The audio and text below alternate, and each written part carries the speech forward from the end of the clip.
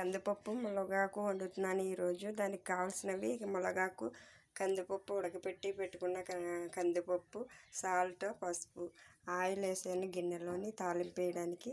పోపుకి ఎండుమిరపకాయలు, కరివేపాకు, మినపప్పు, శనగపప్పు, జీలకర్ర, ఎల్లుల్లిపాయలు. జీలకర్ర వేసాను,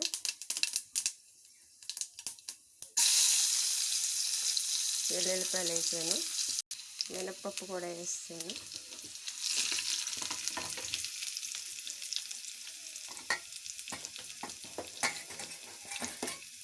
కడిగి పెట్టుకున్న మునగాకు,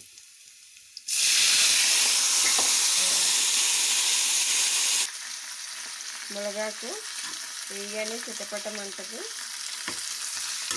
ఇక్కడ మునగాకు కూడా ఎగుతుంది. బాగా వేగాలి, లేకపోతే పసుపు వస్తుంది. ఇప్పుడు ఎండుమిరపకాయలు వేద్దాం, కరివేపాకు.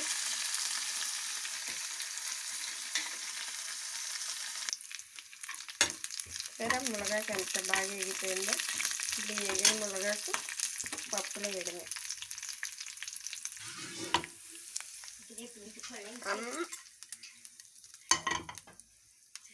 మునగాకు వేపేసింది, పప్పులో వేసేసాను.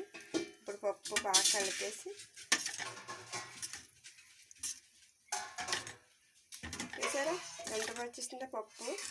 మునగాకు కళ్ళకి చాలా మంచిది. మునగాకు బ్లడ్ కూడా పడుతుంది.